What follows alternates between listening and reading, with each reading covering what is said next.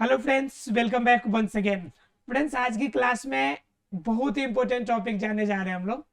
और इम्पोर्टेंट का मतलब इसलिए क्योंकि इसका उपयोग हमारे शरीर में बहुत ज़्यादा है। और ये ऐसा चीज़ है जो हमारे बॉडी के अंदर बन भी नहीं सकता है। जनरली सामान्य रूप से देखा जाए तो किसी भी जीव के अंदर, किसी भी जीव शरीर में ये मटेरियल तैयार नहीं होता है। जीव शरीर में तैयार नहीं होगा।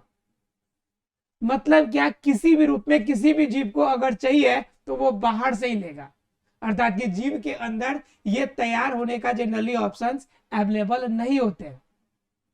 थोड़ा बहुत मतलब माइनर सा आपका चांसेस रहता है, लेकिन ज्यादातर जो मटेरियल है आपको बाहर से ही लेना पड़ता है।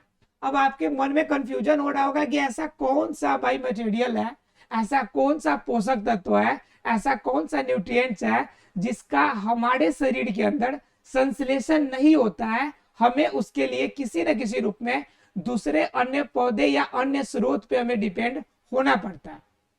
तो बिल्कुल सही बात है, हम लोग जिसकी चर्चा कर रहे हैं उसकी चर्चा करने वाले हैं आज विटामिन की। किसकी चर्चा करेंगे? विटामिन की। अर्थात कि विटामिन हमारे शरीर में किसी भी रूप में उत्पन्न नहीं होता है, हमारे शरीर में संश्लेषण इसका नहीं होता है। जैसे प्रोटीन का संश्लेषण होता है, कार्बोहाइड्रेट लिए, सुक्रोज लिए तो बॉडी में मिलेगा या किसी अन्य जीव के अंदर पास स्टोर रहेगा। लेकिन जो विटामिन है यह हमारे शरीर में जो चाहिए वो हमें पेड़ पौधे या अन्य स्रोत से ही प्राप्त करने पड़ेंगे। हमारे शरीर में यह चीज नहीं मिलेगा। ठीक है, तो बात किसकी करने वाले हम लोग? विटामिन की बात करेंगे हम लोग। ठीक है, तो देखिए विटामिन की अगर जहां तक बात कीजिएगा तो विटामिन क्या होता है कि हमारे शरीर के लिए सबसे ज्यादा उपयोगी है। सबसे ज्यादा उपयोगी है, इसकी उपयोगिता सबसे ज्यादा। और हमारे बॉडी के अंदर अवेलेबिलिटी की बात कीजिएगा तो अवेलेबिलिटी हमारे बॉडी के अंदर 0 होती है। हमारा अपना शरीर यह नहीं देता इसे, हमारे शरीर के अंदर लगभग 0। और हमें सब कुछ बाहर से लेना है, लेकिन आवश्यकता सबसे ज्यादा है। सबसे ज्यादा का मतलब भरपूर मात्रा में नहीं चाहिए, थोड़ा थोड़ा से मटेरियल चाहिए, लेकिन इसकी उपयोगिता हमारे शरीर में ज्यादा होती है। जैसे आंखों की रोशनी अगर प्रॉपर तरीके से चाहिए, आंखों की रोशनी, आंखों की लाइफ अगर ज्यादा लंबा चाहिए तो क्या चाहिए भाई? तो उसके लिए विटामिन लेना पड़ेगा आपको। बाल अगर ज्यादा लंबे चाहिए तो आपको क्या चाहिए? आपके बॉडी के अंदर क्या चाहिए? विटामिन का लेवल अच्छा चाहिए बाल मजबूती के लिए। चेहरे पे चमक ज्यादा चाहिए, क्या लेना पड़ेगा? विटामिन लेना पड़ेगा। आपके बॉडी के अंदर अगर सर्कुलेशन प्रॉपर तरीके से काम करे, बॉडी के अंदर जब अगर ब्लडिंग होगा, ब्लीडिंग हो तो तुरंत बंद हो जाए, तो भी आपको क्या चाहिए? विटामिन चाहिए। मतलब क्या, शरीर के अंदर अगर पाचन शक्ति बेहतर चाहिए, लो भाई विटामिन खाओ, पाचन शक्ति बेहतर होगा। अब कहने का मतलब है कि लगभग लगभग जितनी भी आपके अंदर जैव प्रक्रियाएं होती है, उन हर जैव प्रक्रिया में सभी समस्याओं के समाधान के लिए आपको विटामिन चाहिए। और विटामिन आपके बॉडी के अंदर मिलेगा नहीं, तो कंफर्म है कि विटामिन तो पता करना पड़ेगा भाई मिलेगा कहां पे। जनरली जिन चीज की जरूरत हमारे बॉडी के अंदर है, एक कंफर्म हो गया कि हमारे पास वो चीज नहीं है, तो कंफर्म है किसी से मांग के लाना पड़ेगा, किसी से छीनना पड़ेगा, और उससे भी नहीं हुआ तो लास्ट में किसी का चुराना पड़ेगा। इन ऑप्शन है जी। जब मान लीजिए मेरे पास नहीं है और हमें जरूरत है, तो लेने का 3 ही ऑप्शन है आपके पास। या तो आप क्या कीजिए, किसी से मांग लीजिए, ठीक है, तो मिल जाए। कहीं पे अगर अवेलेबिलिटी हो तो वहां से ले आइए, खरीद लीजिए, चाहे किसी भी तरह से ले आइए। अगर इन सब से न होने वाला है तो लास्ट में चुरा लीजिए। इन ऑप्शन है आपके पास। तो इसी तरह से देखना है कि आपके बॉडी के अंदर विटामिन जो है ये कहां से मिलेंगे, किसका विटामिन चुराएंगे, कहां से खरीदेंगे या क्या लाएंगे, इनके बारे में जानेंगे। ठीक है, पहले बात करते कि विटामिन होते कितने प्रकार के हैं, इसके बारे में थोड़ा सा जानते हैं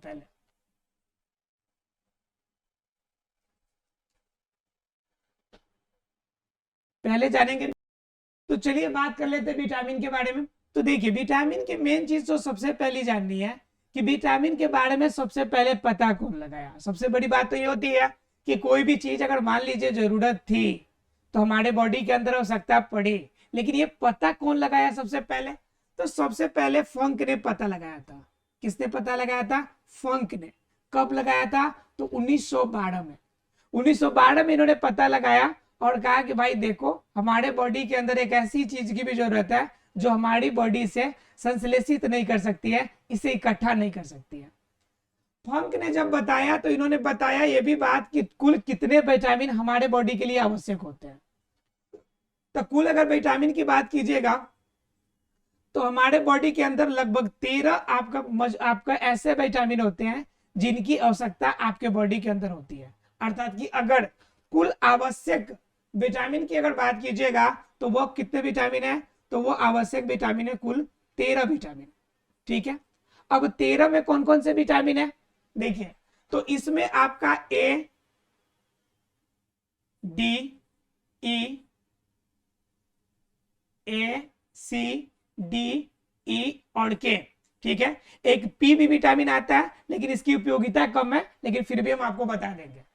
और ये आपका ए, सी, डी, ई, के और बी मैंने छोड़ दिया क्योंकि बी में बी कॉम्प्लेक्स आते हैं और बी कॉम्प्लेक्स के अंदर अलग अलग प्रकार के विटामिन भी मिलते हैं जो सभी इसके अंतर्गत आ जाएंगे। मतलब मुख्य रूप से कौन मिलेगा? ए, सी, डी, ई, के और पी, और इसके अलावा बी कॉम्प्लेक्स विटामिन। और ये कुल मिलाकर 13 विटामिन होते हैं जो आपके शरीर के लिए जरूरी होती है। जैसे जनरली देखिएगा आपके शरीर में कोई कमजोरी हो जाता है, किसी प्रकार से भूख नहीं लगता है, खाने की रुचि नहीं होती है, शरीर में बीपी आपका जनरली ज्यादा हाई हो जाता है, बॉडी के अंदर कमजोरी महसूस होती है, तो कहा जाता है जनरली आप बी कॉम्प्लेक्स लीजिए। जैसे बी कॉम्प्लेक्स आपका टैबलेट के रूप में, सिरप के रूप में दोनों अवेलेबल होते हैं।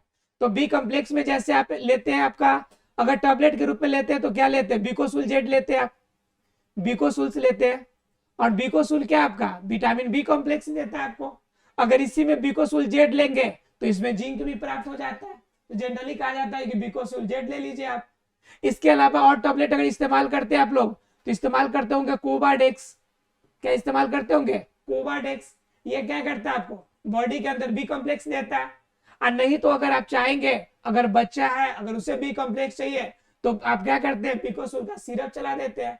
तो उस कंडीशन में बॉडी के अंदर जो उपयुक्त जो जरूरी मंद चीजें हैं वो आपको अवेलेबल हो जाती है इस दवा से।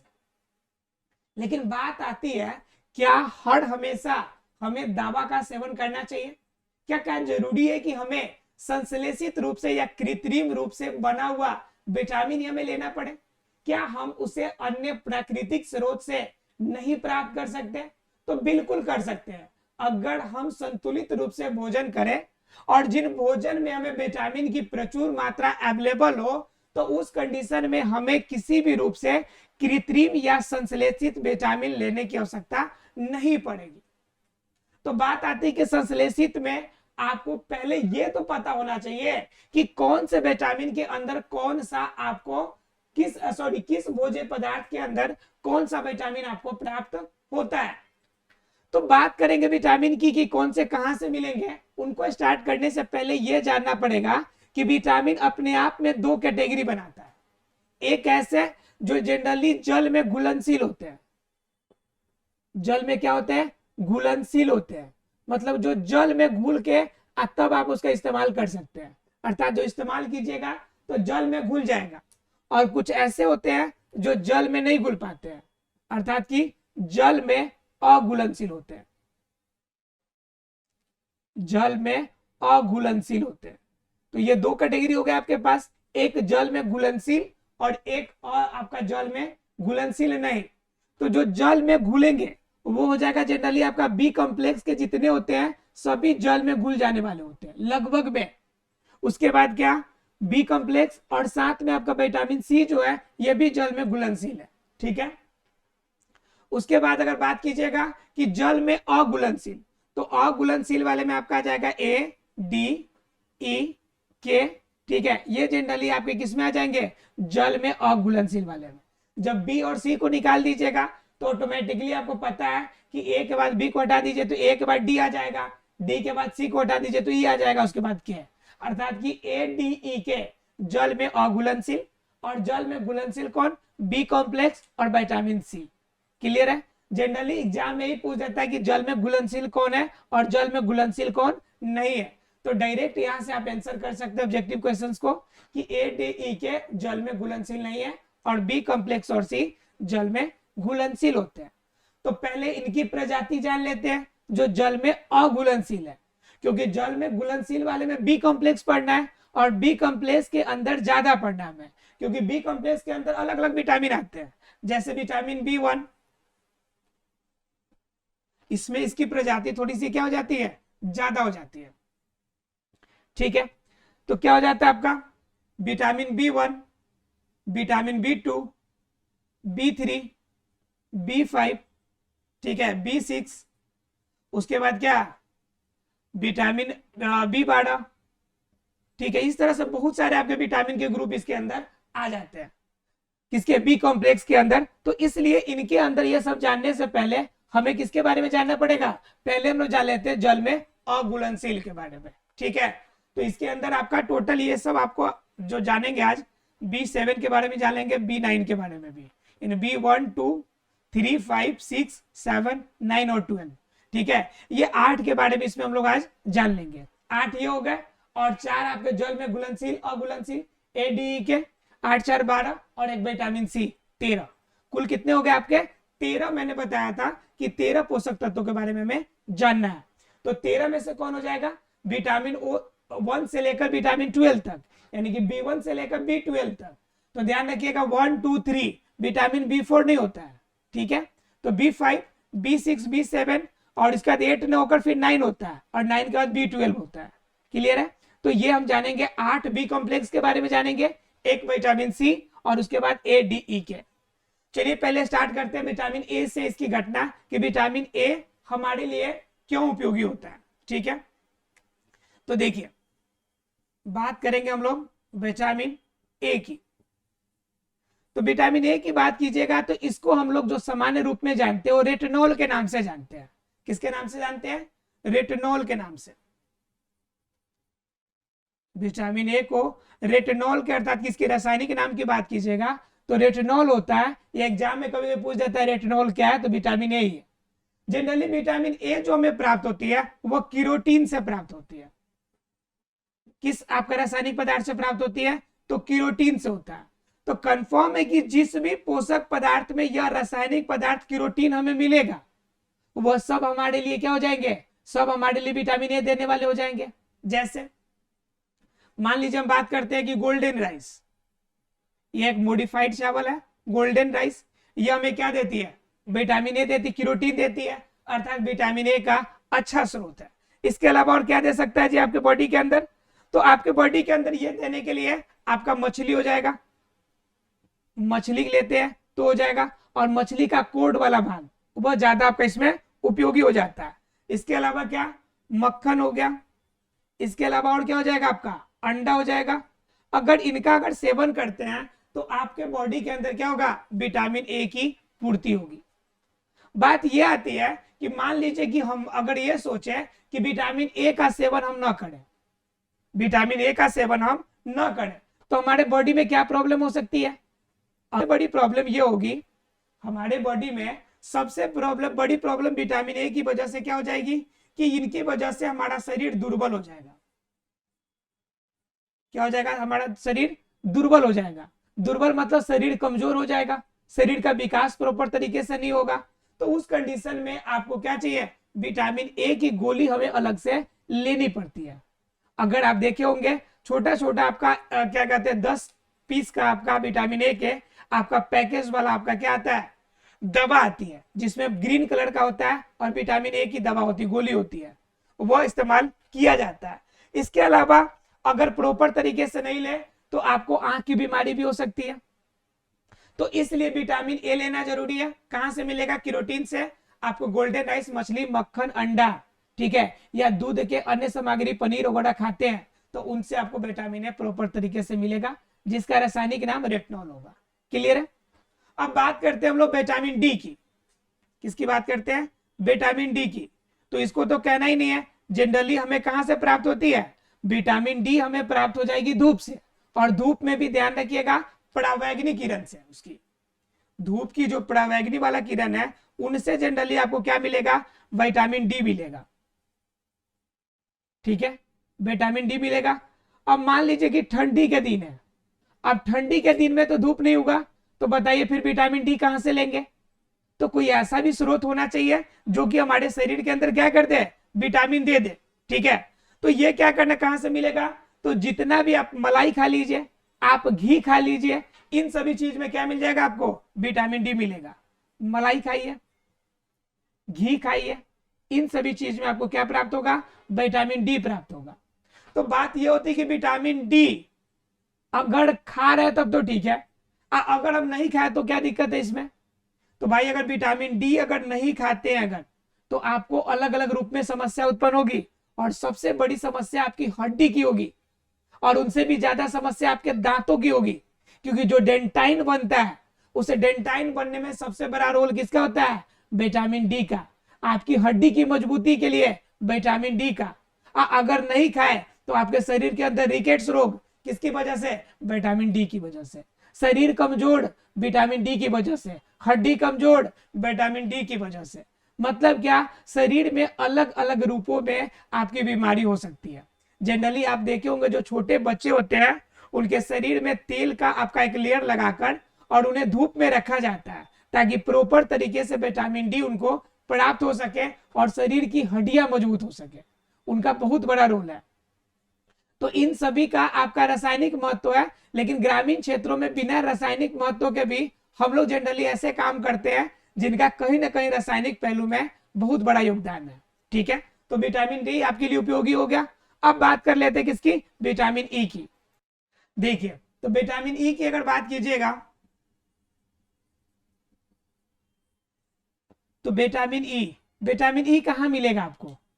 तो विटामिन ई अगर आप खाते हैं दूध की सामग्री, दूध खा लेते हैं, ठीक है, हरा साग सब्जी खाते हैं, हरा साग खाते हैं, सलाद खाते हैं, ठीक है, या फिर आप सोयाबीन का सेवन करते हैं, तो ये सभी जगह पे आपको क्या मिलने वाला है? यहाँ पे आपको विटामिन ई मिलेगा। और विटामिन ई मिलेगा तो बात ये आती है कि हम ये सारा चीज खा लिए, विटामिन ई हमें मिला तब तो ठीक है कि मिल गया, लेकिन अगर विटामिन ई ना मिले तो इनकी कमी की वजह से, अर्थात विटामिन ई की कमी की वजह से हमारे शरीर के अंदर कौन सा रोग होगा? अर्थात कि अगर विटामिन ई अगर हम ना ले तो हमारे शरीर के अंदर क्या प्रॉब्लम हो जाएगी? तो अगर विटामिन ई नहीं लेंगे तो इनकी कमी से आपके पेशियों में समस्या शुरू होगी, मतलब पेशियां मजबूत नहीं होगी। ठीक है, शरीर आपका कमजोर होने का, जितने मांसपेशिया वाला पार्ट है, मांसपेशिया में, शरीर की तंत्रिका में, इन सभी में आपकी समस्या उत्पन्न होने वाली है, तंत्रिका में। और सबसे बड़ी बात है कि जो चेहरे की चमक है आपकी, इसमें भी विटामिन ई का बहुत बड़ा रोल है। चेहरा जो चमकता हुआ चमकदार चेहरा आपका, इसमें विटामिन ई का आपका बहुत बड़ा रोल है। अगर विटामिन ई प्रॉपर रूप से लेते हैं तो बिना फेयर लवली का आपका चेहरा चमकता रहेगा, नहीं तो फेयर लवली लगाने के बाद भी आपका चेहरा वैसा ही दिखेगा जैसा पहले दिखता था। इसलिए जरूरी है कि आपको हरे साग सब्जी खाना, दूध खाना, सलाद खाना, सोयाबीन खाना, ये सारे पौष्टिक वाले चीज खाना। कुछ बच्चे क्या होते हैं कि सिर्फ आलू के आदी होते हैं कि सिर्फ आलू ही खाएंगे। पापा मम्मी परेशान रहते हैं बच्चे से कि सिर्फ आलू से तो उसमें क्या मिलेगा? कार्बोहाइड्रेट मिलेगा, इसके अलावा उसको क्या मिलने वाला है? शुगर की आइटम्स मिलेंगे, लेकिन इसके अलावा ज्यादा कुछ उसमें मिलेगा नहीं। और वो क्या होता है कि दिन रात सिर्फ आलू की सब्जी, आलू का भुजिया, आलू का चोखा, जो है सिर्फ आलू ही खाना है। तो उस कंडीशन में ये पोषक तत्वों की कमी हो जाएगी। इसलिए सभी तरह के पोषक तत्व शरीर के अंदर चाहिए। तो ये थे आपका विटामिन ई। अब बात कर लेते हैं विटामिन के की। किसकी बात करते हैं? बात करते हैं विटामिन के की। तो विटामिन के की अगर बात कीजिएगा तो विटामिन के जितने भी आपके पत्ता गोभी है, फूल गोभी है, ये इनके अंदर आपको देखने को मिलेगा। पत्ता गोभी, फूल गोभी, या फिर जो ब्रोकली होता है, ब्रोकली में, ये इन सभी चीजों में आपको क्या देखने को मिलेगा? इन सभी में आपको मिलने वाला है विटामिन के। तो विटामिन के अगर नहीं ले तो क्या कमी से कैंसर रोग होगा? क्योंकि क्या होगा कि जब आपको लगेगा कि ये रोग होगा तब आप खाइएगा, ऐसे आप नहीं खा रहे होंगे। मुझे पता है कि बहुत सारे बच्चे का पत्ता गोभी देखकर ही नींद बुखार लग जाती है। बहुत सारे बच्चे का अगर कहा जाए कि आपको क्या करना है कि दूध पीना है, तो बच्चे दूध पीना चाहते ही नहीं है। तो उस कंडीशन के लिए जरूरी है कि आपको यह समझ में आना चाहिए कि इनके कमी से कौन सी प्रॉब्लम हो रही है, तो लगेगा कि भाई ये हमारे लिए फायदेमंद है, तब आप खाइएगा। तो देखिए, तो इसमें पत्ता गोभी, फूल गोभी, ब्रोकली से आपको जो विटामिन के मिलेगा, यह हमें किन रोगों से बचाएगा? तो ये बचाएगा कि रक्त का जो थक्का बनने में प्रॉब्लम होती थी, रक्त का थक्का प्रॉपर तरीके से बनेगा। मतलब क्या? रक्त का थक्का बनने का मतलब अगर कहीं कट जाता है और ब्लीडिंग होती है, तो ज्यादा ब्लड में प्रॉब्लम क्रिएट ना हो, ज्यादा ब्लीडिंग ना हो, तो उनको रोकने के लिए आपका क्या होगा? विटामिन के उपयोगी होगा। तो विटामिन के लिए हमें क्या चाहिए कि पत्ता गोभी, फूल गोभी का प्रॉपर सेवन करें, तो ये हो सकता है। क्लियर है? अब तो हो गया विटामिन के। अब जरा बात करेंगे उधर बी कॉम्प्लेक्स और विटामिन सी के बारे में। देखिए, बात करेंगे हम किसके बारे में? तो बात करने वाले हम लोग बी कॉम्प्लेक्स के बारे में। किसके बारे में बात करेंगे? बी कॉम्प्लेक्स के बारे में। तो बी कॉम्प्लेक्स में स्टार्टअप करने से पहले हमें जानेंगे किसके बारे में? विटामिन बी1 के बारे में। विटामिन बी1 को अगर हम बात करें रासायनिक नाम, तो इसको हम लोग थायमीन के नाम से जानते हैं। थायमीन के नाम से हम लोग जानते हैं किसको? विटामिन बी1 को। अब विटामिन बी1 का जो थायमीन है वो हमारे बॉडी के अंदर क्या करेगा? तो हमारे बॉडी के अंदर यह प्राप्त पहले कहां से होता है? पहले ये जान लीजिए कि प्राप्त कहां से होता है, फिर जानेंगे किन से कमी से रोग कौन सा होता है। नहीं तो पहले रोग ही जान लेते हैं। देखिए, अगर बी1 की अगर प्रॉब्लम होगी तो आपके बॉडी के अंदर क्या होगा कि बेरी बेरी नामक रोग होगा। कौन सा रोग होगा? बेरी बेरी, शरीर कमजोर होने का, या बेरी बेरी नामक रोग होगा। तो इस बेरी बेरी नामक रोग से अगर हमें बचना है, तो इस बी1 को प्रॉपर तरीके से आपको लेना पड़ेगा। और ये हमें कहां प्राप्त होगा? अर्थात कि थायमीन आपके बॉडी के अंदर अगर प्राप्त होगा तो कहां से होगा? तो बादाम खाइए आप चावल का सेवन कीजिए, आप आलू का सेवन कीजिए। ठीक है, अगर इस तरह के आइटम्स अगर करते हैं तो आपके बॉडी के अंदर क्या हो जाएगा? या फिर चावल का मतलब क्या? चावल का छिलका लेना है आपको, चावल का छिलका वाला पार्ट जो फेंक देते हैं, ऐसा ना कीजिएगा। तो ये वाला आपका क्या होगा? ये जब लेंगे तब आपके बॉडी के अंदर थायमीन का उपयोग हो जाएगा। और थायमीन जब मिलेगा तो उस कंडीशन में आप क्या कर सकते हैं? जनरली इन प्रॉब्लम से बच सकते हैं। इसे याद रखना है आपको। याद करने का तरीका है, तो याद कर सकते हैं कि बात बाड़ी बाड़ी, बात बाड़ी बाड़ी, बात एक बाड़ी बाड़ी, बी से विटामिन बी, 1 से बी1, थ से थायमीन, थायमीन, और बाड़ी बाड़ी से रोग कौन होगा आपका? Beriberi. मतलब क्या कि अगर बेरी बेरी रोग से आपको बचना है तो थायमीन लेना है। थायमीन हमारा क्या है? बी1 है, जिसका रासायनिक नाम थायमीन, और इनसे होने वाला रोग कौन होगा? Beriberi. यानी कि बात एक बाड़ी बाड़ी, बात एक बाड़ी बाड़ी हो जाएगा। क्लियर है? चलिए, तो थे आपके बी1 के बारे में। अब जानेंगे थोड़ा सा बी2 के बारे में। किसके बारे में जानेंगे? विटामिन बी2 के बारे में, BIT-B2। अब बहुत सारे ऐसे दवा देखे होंगे जिन पे लिखा रहता है विटामिन बी2 या बी2 सिंपल में लिखा रहता है। ठीक है, ठीक है। ये आपको कहां से मिलेंगे? विटामिन बी2 तो ये मिलेगा आपको अंडा से, ये मिलेगा आपको यकृत से। मतलब जब मांसाहारी खाते हैं आप, तो मांसाहारी आइटम से आपको ये मिलने वाला है। मांसाहारी आइटम से ज्यादातर आपको क्या मिलेगा? बी2 मिलेगा। और बी2 अगर आपके शरीर में है तो आपके शरीर में नेत्र जो होगा सुरक्षित रहेगा, अर्थात कि नेत्र रोग से बचा जा सकता है। क्लियर है आप लोग को? अगर नेत्र रोग से बचना है तो हमें क्या लेना पड़ेगा? विटामिन बी2 का सेवन हमें करना पड़ेगा। क्लियर है? अब विटामिन बी2 हो गया। अब बात कर लेते हैं आगे की विटामिन बी3 की। देखिए, विटामिन बी3 की बात कीजिएगा तो बी3 की वजह से आपके शरीर में जो रोग होगा, इनकी वजह से आपके बाल सफेद होने शुरू हो जाएंगे। बाल कैसा होगा? सफेद होगा। अगर समय से पहले बाल सफेद होने से बचना चाहते हैं तो बी3 का सेवन कीजिए। और बी3 आपको कहां मिलेगा? तो आपको अंडा में प्राप्त हो जाएगा, आपको अंडा में प्राप्त हो जाएगा। अंडा के अलावा यकृत में प्राप्त हो जाएगा। यकृत के अलावा आपका टमाटर खाइए। टमाटर में, अब मैं ये नहीं कहूंगा कि टमाटर 200 रुपये 150 रुपये किलो किन के खाइए, लेकिन टमाटर में पाया जाता है। फूल गोभी खाइए, फूल गोभी खाइए। इन सभी चीजों में क्या मिलेगा आपको? विटामिन बी3 मिलेगा, जो बालों के लिए बहुत ज्यादा उपयोगी साबित होने वाला है। क्लियर है? अर्थात क्या? ये सभी चीजें जहां से आप इन स्रोतों से आप विटामिन बी3 को प्राप्त कर सकते हैं। अगर B3 मिलेगा तो बाल आपका सफेद होने से बच जाएगा। देखिए आगे देखते हैं, B3 हो गया हमारा। अब देखेंगे आगे B6 के बारे में।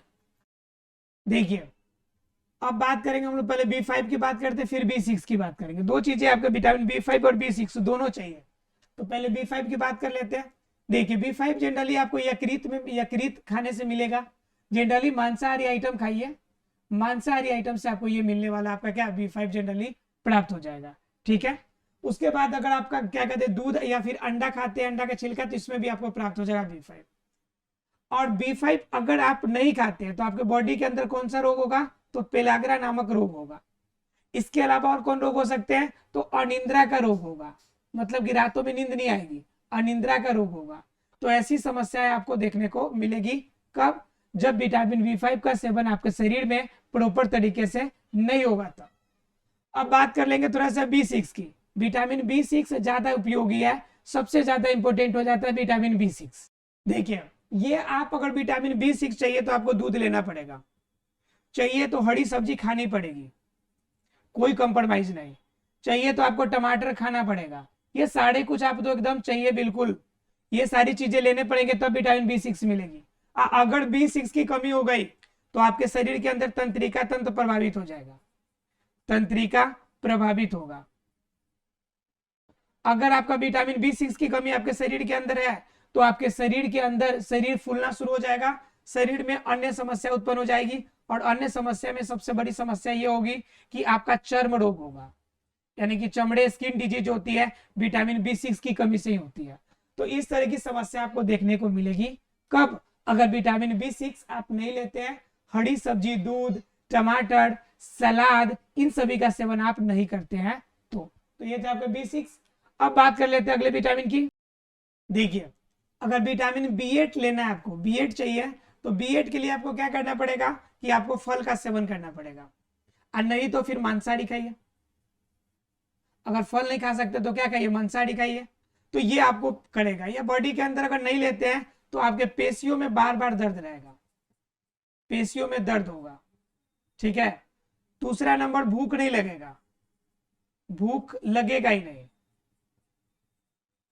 तो ये प्रॉब्लम होगी कब, जब आपको B8 आपके बॉडी के अंदर अर्थात विटामिन B8 नहीं मिलेगा तो इस कंडीशन में फल सब्जी आपको मांसाहारी आइटम्स लेते रहेंगे तो आपके बॉडी के अंदर पेशियों में दर्द नहीं होगा, आपके बॉडी के अंदर भूख नहीं लगेगा। ये सारी समस्याएं आपको इनसे बच सकते हैं। ठीक है, देखिए विटामिन B9 की अगर बात कीजिएगा तो B9 अगर सेम खाते हैं, आप हरा सब्जी खाते हैं, आप मांसाहारी खाते हैं, तब आपको ये सब प्राप्त होगा। इन सभी चीजों से आपको प्राप्त होगा विटामिन B9। अगर आपके बॉडी के अंदर B9 नहीं है तो B9 नहीं होने का मतलब कि शरीर के अंदर समझिए कि कोई भी फंक्शन प्रॉपर तरीके से काम नहीं करेगा, अर्थात शरीर की प्रॉपर तरीके से शरीर को प्रॉपर तरीके से फंक्शन करने के लिए विटामिन B9 आपको चाहिए, क्योंकि ये आपके बॉडी के अंदर श्वेत रक्त कणिका को कंट्रोल करता है, श्वेत रक्त कणिका को कंट्रोल करता है। ठीक है, आपके बॉडी के अंदर जो लोहिताणु है, अर्थात की बड़ी जो लोहे का अर्थात की आयरन की मात्रा बॉडी के अंदर है, उसकी कंट्रोल कौन करता है, B9 खाता है। इसलिए कहा जाता है कि हरा सब्जी, और हरे सब्जी में भी आपको किसका सेवन करना है, पालक का थोड़ा सा विशेष रूप से सेवन करना है, तब जाके आपके शरीर के अंदर प्रॉपर तरीके से बना रहेगा संतुलन। अब बात कर लेते हैं आखिरी इसकी बी कॉम्प्लेक्स की आखिरी विटामिन B12 के बारे में। देखिए विटामिन B12 की अगर बात कीजिएगा तो B12 आपको यकृत खाने से मिलेगा, यानी कि मांसाहारी खाते हैं। सीधे शब्दों में अगर यकृत अगर मांसाहारी लेते हैं तो विटामिन B12 का कंट्रोल आपके बॉडी के अंदर ठीक है, और विटामिन B12 ठीक है तो बाकी जितने भी अभी बी कॉम्प्लेक्स में पड़े हैं सभी इनसे कंट्रोल होता है। इसलिए सीधे शब्दों में कह सकते हैं कि अगर विटामिन B12 की मात्रा है तो जीवन प्रत्याशा बढ़ जाएगी, आपकी जीवन की आयु जो है यह वृद्धि हो जाएगी। ठीक है, अर्थात विटामिन B12 आपके लिए सबसे ज्यादा उपयोगी माना जाता है। विटामिन सी की अगर बात कीजिएगा लास्ट, तो विटामिन सी जितने भी खट्टे फल है इन सभी में आपको विटामिन सी आपको प्राप्त हो गया। विटामिन सी की कमी से आपके शरीर में चर्म रोग, इन सभी समस्या का सामना करना पड़ सकता है। शरीर में पाचन शक्ति भी प्रभावित होगी अगर विटामिन सी की कमी होगी। विटामिन सी कहाँ मिलेगा आपको, नींबू खा लीजिए, मिल जाएगा आपको। ठीक है। पनीर, आपका फटा हुआ दूध खाइए, जो पनीर है उसमें विटामिन सी मिलेगा। इसके अलावा आप क्या खा लीजिए, इसके अलावा आप खा लीजिए संतरा खा लीजिए, यहाँ भी मिलेगा आपको विटामिन सी। तो इन सभी जगह पे विटामिन सी मिलेगा। इनके कमी से शरीर के पाचन शक्ति प्रभावित होगी, चेहरे की चमक डाउन होगी और अलग अलग तरह की समस्या उत्पन्न होगी। आशा फ्रेंड्स आपको विटामिन और आपके फंक के बारे में क्लियर हो गया होगा। 1912 में जो विटामिन का खोज हुआ, इसकी कहानी क्लियर हो गई होगी। मिलते हैं अगले क्लास में अगले चैप्टर के साथ। तब तक के लिए thank you very much friends.